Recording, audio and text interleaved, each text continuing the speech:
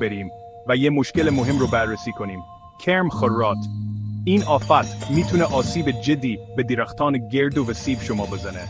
اما نگران نباشید.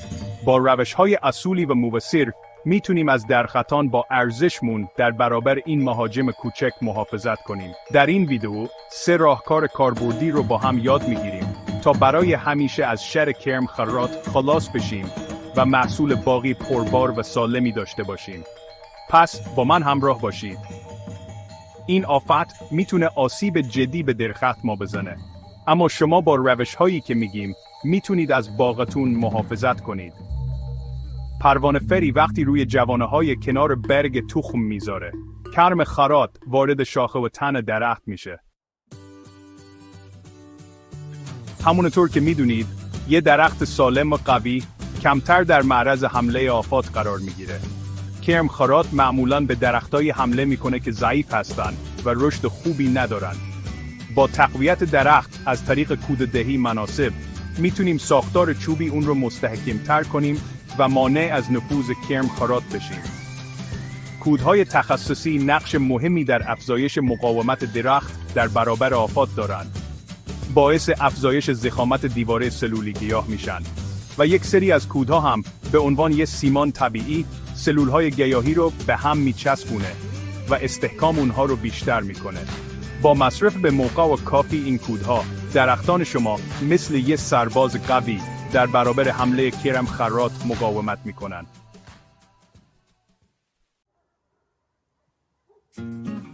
یکی دیگه از روش‌های موثر برای مبارزه با کرم خرات استفاده از تله‌های فرمونی هست. این تله‌ها با انتشار بوی فرمون جنسی پروانه‌های نر رو به خودشون جذب میکنن و باعث اختلال در جفتگیری و تخم‌گذاری اونها میشن. با کاهش جمعیت پروانه‌های ماده، تعداد کرم‌های خرات هم به طور چشمگیری کاهش پیدا میکنه. برای استفاده از این روش، کافیه تله‌های فرمونی رو در فواصل مناسبی از هم و در ارتفاع مناسب از سطح زمین نصب کنید. بهترین زمان برای نصب تله‌ها قبل از شروع فعالیت پروانه‌های ماده بهار هست. با این کار، شما میتونید جمعیت کرم‌های خرات رو کنترل کنید و از آسیب اونها به درختان خودتون جلوگیری کنید. Chapter 3. حمله نهایی با تزریق سموم مخصوص در مرحله آخر. اگه با وجود انجام روش‌های قبلی، هنوز هم نشانه‌هایی از فعالیت کرم خرات در درختان مشاهده کردید، میتونید از سموم شیمیایی مخصوص استفاده کنید. برای این کار، ابتدا باید تونل‌ها و سوراخ‌هایی که کرم خرات در تنه و شاخه‌های درخت ایجاد کرده رو پیدا کنید. سپس، با استفاده از یک سورنگ مناسب، مقدار مشخصی از سم رو به داخل این تونل‌ها تزریق کنید.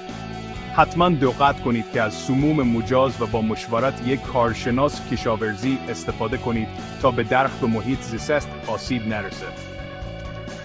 بعد از تزریق سم، بهتر سوراخ‌ها رو با گل یا چسب باغبانی بپوشونید تا از خروج سم و ورود آفات و بیماری‌های دیگه جلوگیری بشه.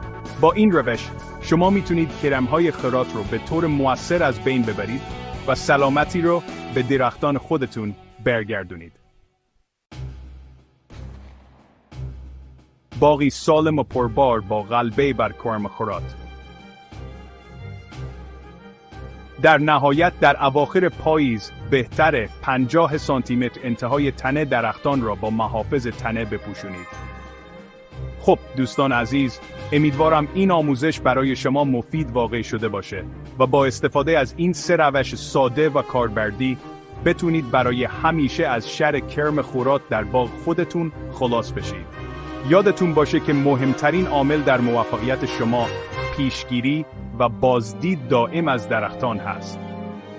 با شناسایی به موقع آفت و اقدام سریع میتونید از وارد شدن خسارت جدی به درختان خودتون جلوگیری کنید. در پایان از شما دعوت میکنم که کانال ما رو دنبال کنید و ویدئو رو برای دوستانتون هم ارسال کنید تا اونها هم بتونن از این اطلاعات مفید استفاده کنن. تا دیدار بعد، خدا نگهدار.